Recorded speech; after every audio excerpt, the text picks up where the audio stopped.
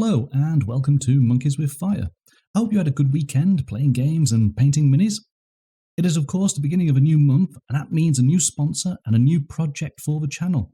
It is therefore my distinct pleasure to welcome and introduce you to Arena Rex from Red Republic Games. Monkeys with Fire presents, from Red Republic Games, Arena Rex. This is not the world you know. Warriors from lands both known and unknown perform upon the sands for the chance of freedom, riches, and eternal glory. Select your character. Zara of Morituri, Frigga of Zephyri, Septimus of Ludus Magnus, Leica of Zephyri, Kirby of Morituri, Bjavet of Zephyri. Player 1, ready. Player 2, ready. Gladiators, ready. Fight!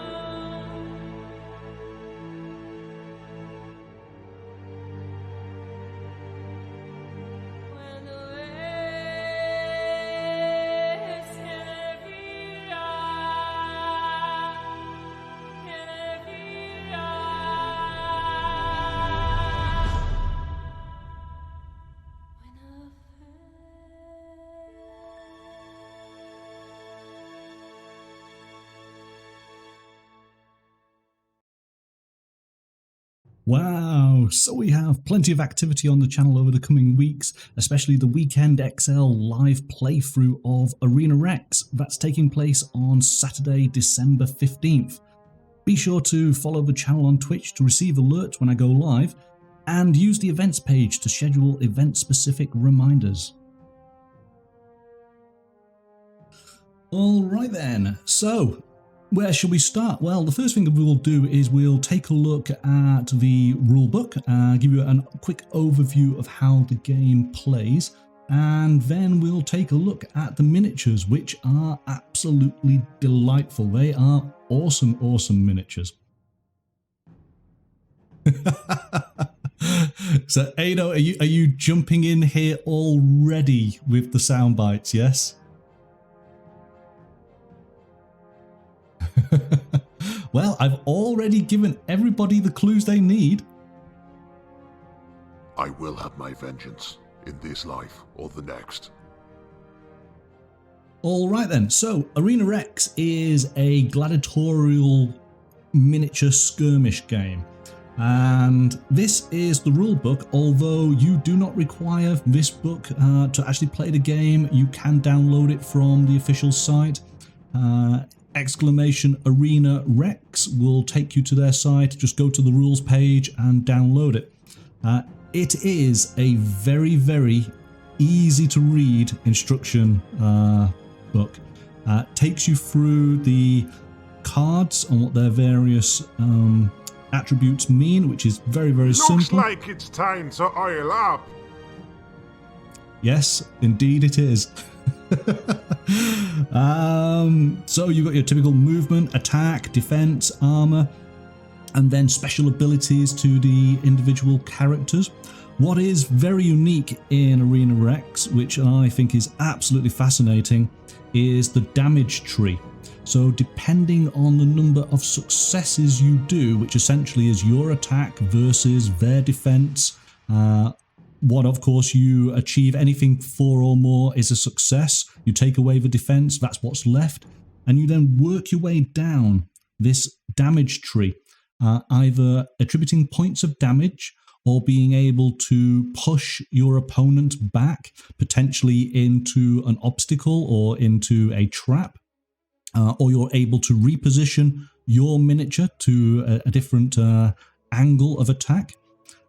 It's a great feature because every character has a different damage tree to them. So there's some very, very unique abilities that you can take advantage of. The artwork is wonderful, really, really nice, as you might expect. And quite simply, it took me about, I don't know, half an hour to just flick through the rules, and I know how to play the game. It's that easy, and yet has a surprising amount of depth to it, which is really, really good. Because it is gladiator combat, it's only melee combat, so there's no ranged weapons, although the characters do have, call it a sphere of influence or a sphere of attack, that some characters are able to extend beyond what might be the normal range due to the types of weapons that they are carrying. So that's quite cool. So what you can purchase from the Red Republic web store is a battle mat. And a battle mat is an arena, of course.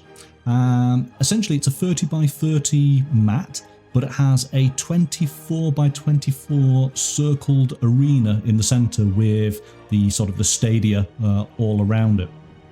So essentially, when you place your figures down, they start within the arena, it's clearly defined, and then of course you can put yourself in various obstacles that cause penalties if you fall into them. So for example, the columns there would give you a point of damage should you be pushed into them. The pit that is in the center of the arena, should you fall into that, you're automatically dead. The way that the game's lore works out is that the Roman Empire didn't fall, it continued on, and in fact continues on for several hundred years up to the point where we then join it as players. What this has meant is that the Empire has expanded beyond its reach within Europe. It has made its way over to the Scandinavian territories. It's in fact even made its way all the way across to North America. And so we do have characters from all of not just ancient history, but also sort of medieval history as well. And that means that we are able to find out who would win, a Roman gladiator or a Nordic Viking. So since we started talking about the Egyptians, we have the faction of Morituri. So these are the Egyptian-inspired faction, as you can see by their logo. So here we are. We can start off with Zara. And I think I was explaining about the area of combat. I believe that she has a combat area of 3 inches because of her unique weapon. We can bring her card in just here. So as you can see, she's got move of 6 inches, attack of 6 dice, defense of 2 dice, armor of 1, and we've got an interesting tree here of a push, but then you can choose to go 3 damage or a push, a reposition, push and push. So she's awesome at basically just getting people towards those traps. Every time you push, that is 1 damage as well. Okay, so you don't lose out on it. It's just not necessarily as heavy hitting. There she is.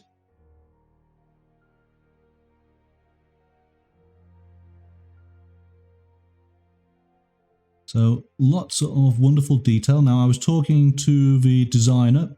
These are traditionally sculpted, not digital sculpts.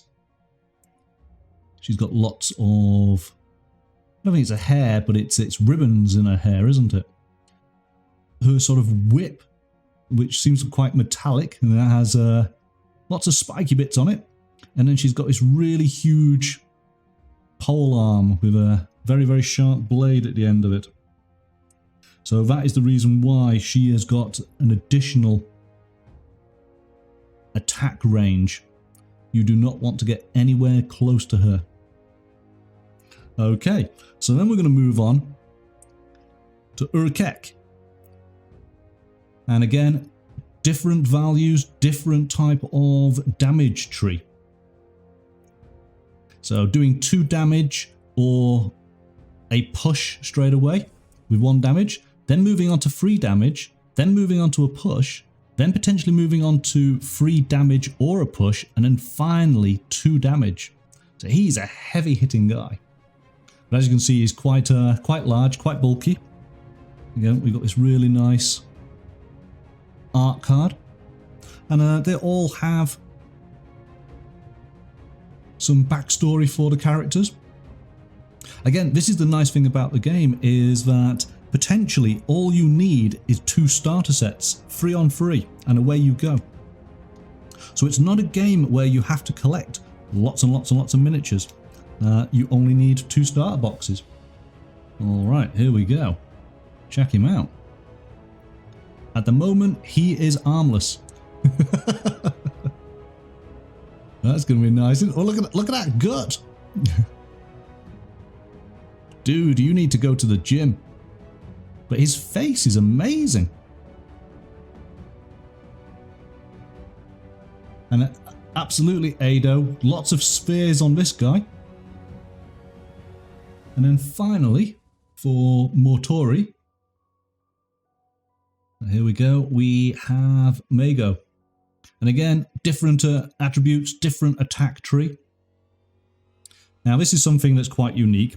As a character is taking damage, so say for example somebody did a whirlwind attack and he took 4 points of damage, you start crossing off the damage as you move along on the card. So you do need to sleeve your cards. If you hit the laurel wreath, that gives you a favor dice. So this represents the crowd going wild, that you are their favorite gladiator and they want you to get up and keep on fighting. So when you acquire these favor dice, you're able to use them as part of your attack, and any successful roll, a 4 or more, counts as 2 successes. So this is a great way to whip the crowd up into your favor, and then to deal a tremendous amount of damage all in one go. Okay, here we go. There he is with his net. And trying to work out, is that an arm or something? What's that? What's that part just there? Or is that something that comes from the pole staff? I think it does, doesn't it? Because we then have the staff there as white metal. Alright, so that is the 3 characters in the starter set. So what else do you get? Well, if you have now, you can freely group together gladiators of any faction, because they'll all just fight together. But if you get together 75% or more of one particular faction, then you get to be able to use their benefits card. So of course, all these guys, all of the same faction, would be able to use these benefits. And these are passive abilities or tactics that you're able to do, which hopefully will trigger effects to your advantage whilst playing the game. And then the final thing in the box is the pit trap. So if you were to push an opponent into this, this would be an instant kill.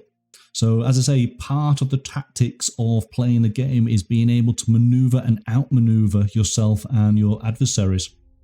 We get nice resin bases, as you might expect. But then what we do also have, these are the sort of fatigue tokens. So when a player starts off, they have no token and they are in a ready state. Once they do an action, then they become fatigued and you would put down this counter. If they were then to do another action, they become exhausted. And this is the way that the game manages how many actions you're able to do per character within your turn. So it is well worth being aware of these and managing them and keeping your gladiators relatively fresh, not to necessarily overexert themselves, in case they become then too exhausted, and that being the case, easy to pick off by their opponents. That was the starter set, but there are a number of characters that you're able to purchase individually. And so, I hope I get her name right, Kirby from Morituri. So this is, again, one of the Egyptian-inspired characters. We have her character card. So she's got a movement of 6 inches. She's got an attack of 7 dice, a defense of 2, and an armor of 1. But then she's able to do 3 damage, reposition, push, and then either choose a path of doing 3 damage to then do an additional 3 damage, or she does 2 damage and she does a star. What does the star do? Let's find out. So this is now a special ability. So Azari, this model may spend 1 favor to trigger the death effect on a friendly model within 5 inches. And so the death effect is Envenerate. A friendly gladiator model removes 1 fatigue and heals 2 vitality. This model may not target itself with this ability. So she's actually quite cool. She's able to support and boost up fellow gladiators within her cohort, so long as they are within her area. So she's a bit of a healer, but she has to do 1, 2, 3, 4. She has to get 5 successes on any given attack in order to be able to do that. Lovely detail to the sculpt here. As I say, these are not digital sculpts, these are traditional.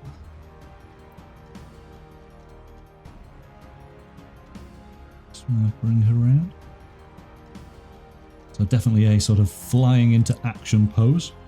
Variety of sort of cloth pieces, part of her tunic and armor. And then we do have her arm and her leg, along with the blades.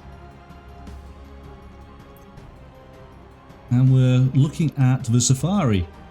Now these are characters essentially from the sort of the Nordic regions, Scandinavia, so they are in the Germanic tribes of the time.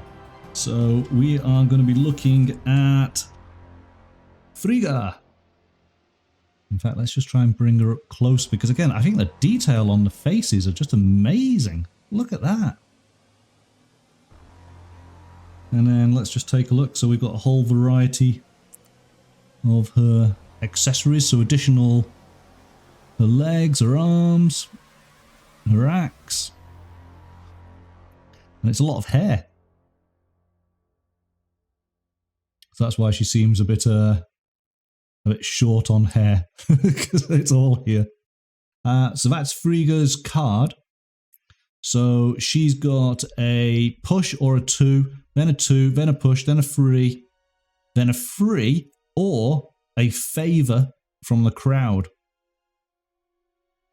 So these favor dice, these are the ways of being able to do devastating attacks. You want to try and get as many of those as possible. You start the game with 3 dice. Of course, as you take damage, you get dice, but she has an ability to actually do a really good attack and generate the dice. So that's quite cool on her side. So next is Sven. Let's look at Sven now. What's Sven got? A 2, a reposition, or a 2 and a 4. Reposition, push, push. Here is Sven. Looks like a little bit of cleanup's needed on this character. But again, got quite an interesting face going on there. Right then, I really hope I get her name right. And you know how bad I am with names. So this is... Bjarvit. There we go, we got it right now, Bjarvit. She has a push or 3, then she has a reposition, then she has a push, a 3, a push or a 3. So she's quite cool. But I just love the actual miniature itself. So much detail on her. I just like the obviously the wolf fur that she has on her. And so moving on then, we have Leica. So here she is. So again, those were the first 3 characters within the starter set. This is now a character that you purchase beyond that point. Let's take a look at her combat card. So, oh gosh, so she's got lots of stars. Let's find out what her special ability is. Encircle. This model is displaced by the defending model. Ah. Enemy models that declare attacks while in base contact with this model may not move as part of the attacker's resolution. So she can do this quite a lot. So encircle or 2, push, encircle 2, push 3 and 4. We obviously a blade will be coming out of her hand there, but we've still got to put in the top part of her helm.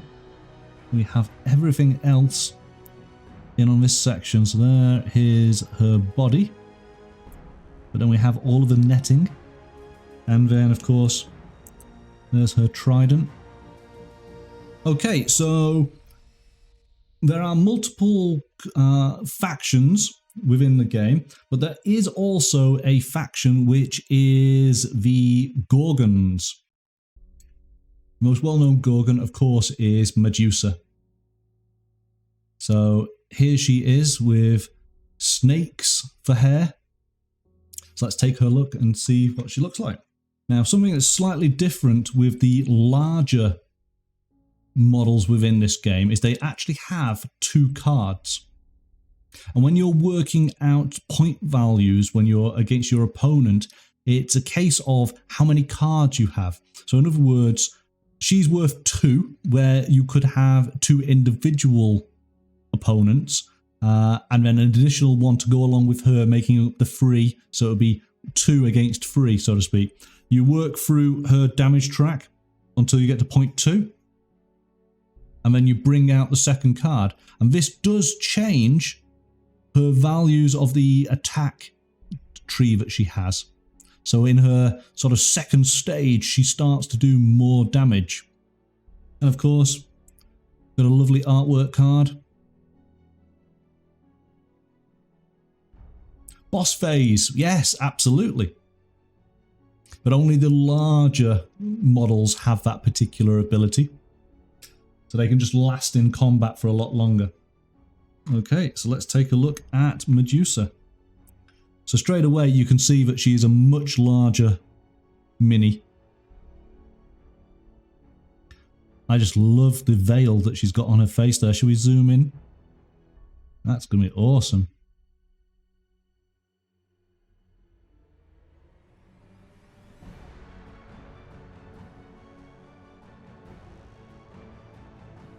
Ooh, exclamation booty.